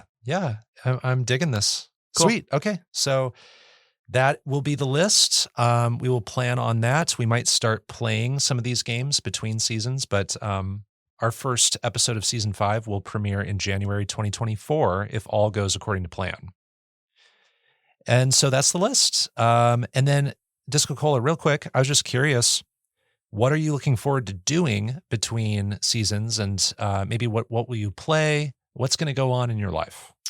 Ooh, okay. Well, I'm doing just so much trophy cleanup, my dude. Like I've been working on Cuphead the last few days, and I'm very close. And then let me open up my PSN here real quick. I think after that, I'm going to go back to Gal Gunvolt Burst and clean that up. Sweet. I really want to clean up Gravity Circuit, which is something I've been playing off to the side. Yeah. You love that game. I do love that game. It's very good. Then I'll probably like do Solar Ash, Unsighted. Oh my gosh. Dandara. I really want to finish Dandara. And what you're saying is roughly the order? Yeah, okay. Essentially. Just essentially trophy cleanup. If I'm not motivated enough during the night, I really wanted to play the Spyro remaster again. Yes. I need to do that on PlayStation. I did it on PC. It's so good. It's so good. Yeah, I don't know. And Big Sandwich will love seeing you play that. I don't know if I'll stream it, but okay. But yeah, just finishing up some trophies that I've left behind, and then pretty much probably going right into season 5 stuff. Even though a lot of those games are actually shorter. Mm-hmm. It's not too overwhelming, but that's kind of the plan. Digimon here and there when I can. Sweet. You've got a good variety there. I have a list too, and it's not necessarily in an order, but I have begun playing one of these things. First on my list is Pikmin 1 and 2 for the Switch. Ooh, I would love to play that. Like, the physical copies for the Switch are coming out soon. I want to get all 4 Pikmin's physical copy on the Switch. Oh, and it's possible. It is now possible. So great. I've never played any Pikmin games. I love Pikmin 1. So I am a few days into the first Pikmin. I've found like 4 parts of the ship, and I don't know what's waiting for me. I don't know how much harder it'll get, but I'll find out soon. I've been playing Diablo 4 in a lot of my free time, so I imagine I'm still going to do that because I want to chase all of the rewards with the seasonal content. So I hope that just doesn't take over my life now. I hope that's not the only thing I come back at season 5, episode 1 and say that I've been playing. But I'm addicted to it. I would love to play Nier Automata. That's been on my list for a long time. And then I have some shorter things like the Life is Strange games. There is the DLC for Ghost of Tsushima Iki Island. I just never played it, and I loved Ghost of Tsushima, so that's calling my name. As well as the DLC for Horizon Forbidden West Burning Shores. There's DLC that I need to finish as well. So, and I have other things on here. I don't want to overpromise though. So there's that. DiscoCola, anything else you wanted to share before we wrap up here? I just really appreciate all of the listeners that took the time to listen to just one episode. All the people that started following us on all of the platforms and listened to all of the episodes. I'm not gonna like get into the statistics and make it all about the statistics. We're not here for the praise or the notoriety, but it's just so incredible to see how much Underplayed has grown in the last 3 months. Yeah, I echo all of that. And we love your listenership. We love people telling us about their thoughts on the games, making us reflect on the games again. And just thank you so much to everybody who listens to Underplayed. That's what we're here for, is get you to play games that we love. That's what it's all about. That's what our music relationship was about, is getting people interested in cool music. And now we're here to get you interested in cool games. Hell yes. Well, that will do for our Season 4 reflection and Season 5 planning. That's the end of this episode of Underplayed. You can find more of our episodes at kzum.org/underplayed and on common podcast services like Spotify or Apple Podcasts. Our music was composed by Jack Rodenberg. Our art comes from Onimochi. Underplayed is on Instagram, Threads, and formerly Twitter at UnderplayedPod.